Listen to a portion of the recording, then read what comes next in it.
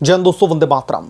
NEET और परीक्षा प्रणाली में कथित गड़बड़ियों को लेकर के देश के राजनीतिक गलियारों में मचा तूफान अब एक नए मोड़ पर आकर खड़ा हो गया है। विपक्षी दलों, खासतौर पर राहुल गांधी और कांग्रेस पार्टी तथा आंदोलन की आड़ में हुड़दंग काटने वाले तथाकथित एक्टिविस्ट, खासतौर पर अभिजीत दीपके के तमाम दबावों को दरकिनार करते हुए मोदी सरकार ने बेहद साफ और कड़ा संदेश दे दिया है कि धर्मेंद्र प्रधान, जो कि केंद्रीय शिक्षा मंत्री हैं, वो इस्तीफा नहीं देंगे। सरकार का स्पष्ट मानना है कि किसी भी संकट के समय मंत्री का इस्तीफा दिला करके पल्ला झाड़ लेना सबसे आसान और गैर जिम्मेदाराना रास्ता है। जनता ने सरकार को चुना है, जो जनादेश दिया गया है वो चुनौतियों का डटकर मुकाबला करने और व्यवस्था में जो तमाम सुधार होते हैं उनको लाने के लिए दिया है, ना कि राजनीतिक दबाव और अराजकता के आगे घुटने टेकने के लिए। आंदोलन के शुरुआती दिनों से ही राहुल गांधी, कांग्रेस पार्टी और विपक्षी खेमे का पूरा ध्यान इस बात पर नहीं था कि परीक्षा प्रणाली की तकनीकी और प्रशासनिक खामियों को कैसे दूर किया जाए। उनका एकमात्र एजेंडा था कि किसी भी तरीके से धर्मेंद्र प्रधान का इस्तीफा जो है तस्तरी में उनको सजा करके पेश कर दिया जाए और सरकार को बैकफुट पर धकेल दिया जाए। विपक्ष ने एक ऐसे विषय को, जिससे देश के लाखों परीक्षार्थियों का भविष्य जुड़ा हुआ है, केवल अपनी राजनीतिक रोटियां सेकने का साधन बना लिया। राहुल गांधी लगातार संसद से लेकर के सड़कों तक ये दिखाने की कोशिश करते रहे कि वो छात्रों के मसीहा हैं, लेकिन उनके बयानों और मांगों में समस्या के समाधान की एक भी व्यवहारिक योजना नजर नहीं आती। उनकी रणनीति सिर्फ इतनी थी कि व्यवस्था की कमियों का राजनीतिक फायदा उठा करके जनमानस में अविश्वास और असंतोष का माहौल पैदा किया जाए। इस पूरे घटनाक्रम में अभिजीत दीपके जैसे तथाकथित आंदोलनकारियों और सोशल मीडिया पर भ्रम फैलाने वाले गिरोह का चेहरा भी पूरी तरीके से बेनकाब हो गया है। आंदोलन के नाम पर सड़कों पर उपद्रव मचाना, दिल्ली की रफ्तार को बाधित करना और छात्रों के गुस्से को राजनीतिक मोहरे की तरह इस्तेमाल करना इनका मुख्य काम बन चुका था।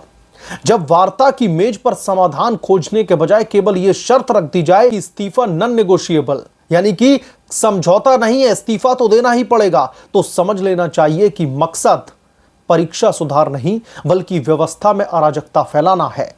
तथाकथित छात्र नेताओं ने जब केंद्र सरकार से बात की तो उनकी मुख्य मांग शिक्षा सुधार या फिर एनटीए के पुनर्गठन की नहीं, बल्कि सिर्फ और सिर्फ धर्मेंद्र प्रधान के इस्तीफे और पुलिस कार्रवाई के खिलाफ में एफआईआर वापस लेने की जिद पर टिकी रही। सरकार के कड़े रुख ने यह भी स्पष्ट कर दिया है कि लोकतंत्र में विरोध का अधिकार तो है, लेकिन आंदोलन के नाम पर ब्लैकमेलिंग और हुड़दंगबाजी को कोई भी बर्दाश्त नहीं करेगा। कांग्रेस पार्टी के शासनकाल के दौरान अनगिनत प्रतियोगिताएं, अनगिनत परीक्षाएं और सरकारी भर्तियों में बड़े बड़े घोटाले हुए। बहुत सारे ऐसे तमाम घोटाले हुए जिन्होंने साफ तौर पर पूरी की पूरी व्यवस्था को कटघरे में खड़ा कर दिया था। उस समय कांग्रेस पार्टी ने न तो किसी भी व्यवस्था को बदलने की नीयत दिखाई और ना ही किसी भी मंत्री ने नैतिक जिम्मेदारी लेकर के इस्तीफा दिया।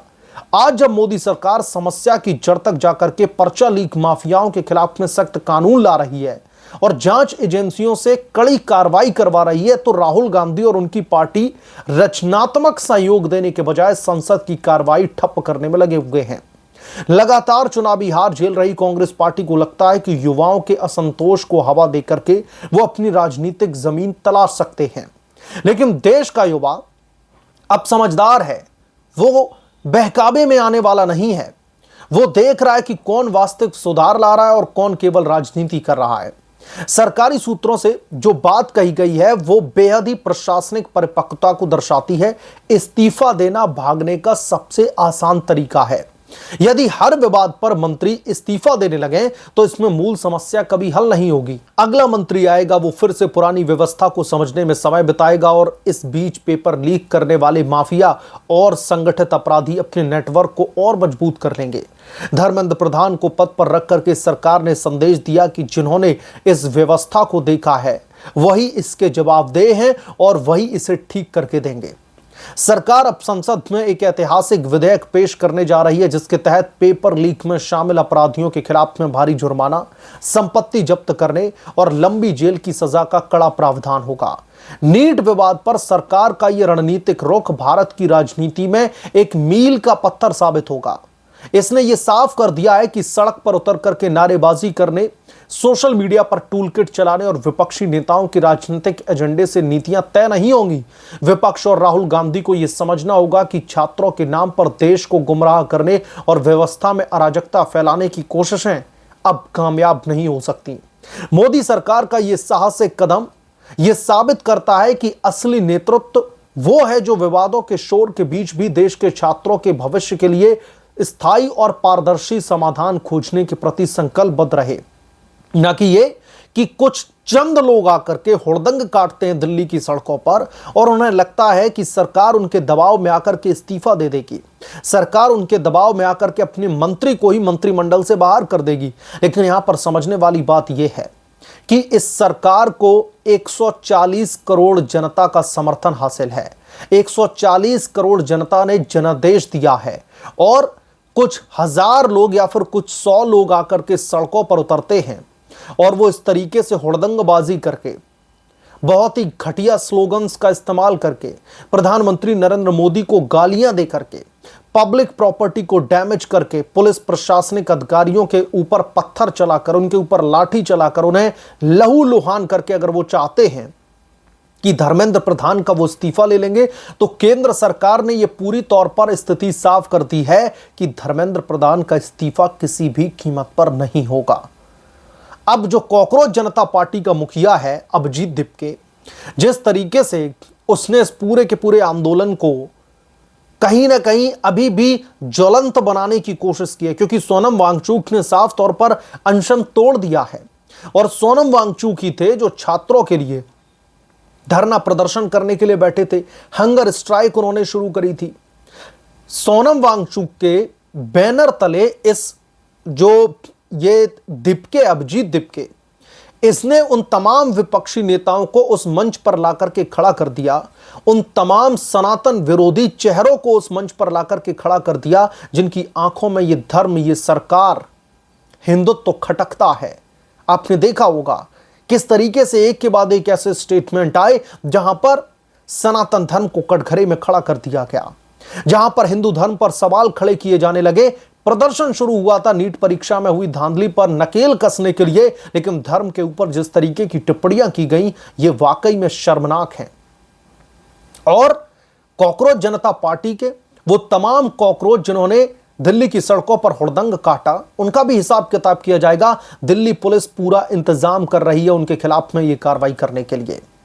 और सबसे बड़ी बात यह है कि केंद्र सरकार की तरफ से जो ये स्थिति साफ कर दी गई है, केंद्र सरकार ने साफ तौर पर यह कह दिया है कि धर्मेंद्र प्रधान का इस्तीफा नहीं होगा। ये अभिजीत दिपके के उन तमाम मंसूबों पर और समूचे विपक्ष के उन तमाम मंसूबों पर पलीता लगाता है जिनकी स्ट्रेटजी साफ तौर पर सिर्फ एक ही थी कि उन्हें धर्मेंद्र प्रधान का इस्तीफा चाहिए।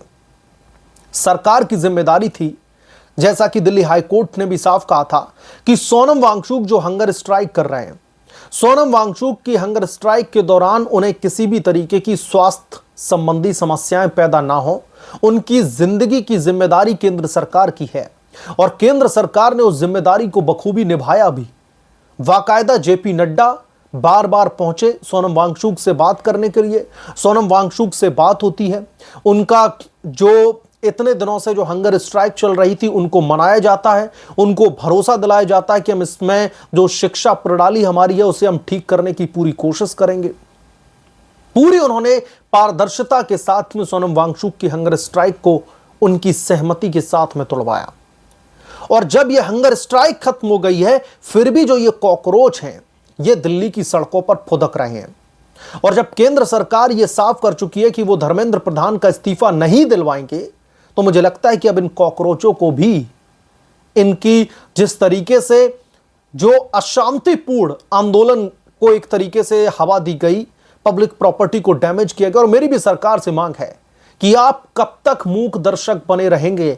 छात्रों की आड़ में दिल्ली की सड़कों पर जो कुछ दंगाई तथाकथित उतरे हैं, जो पब्लिक प्रॉपर्टी को डैमेज कर रहे हैं, जो पुलिस वालों को घायल कर रहे हैं, आरएएफ के जवानों को सड़क पर पीट रहे हैं, इन लोगों के खिलाफ में आप कार्रवाई कब करेंगे? बहरहाल इस मामले पर जो भी आपकी राय है हमें कमेंट करके जरूर बताएं। जल्द मिलूंगा किस दूसरे बड़े अपडेट के साथ में, तब तक के लिए धन्यवाद। अगर आप लोग चैनल पर नए हैं तो प्लीज चैनल को सब्सक्राइब करें, साइड बने बेल आइकन को जरूर प्रेस करें ताकि जब भी मैं कोई बड़ी खबर लेकर के आऊं तो इसकी जानकारी सबसे पहले आपको मिले।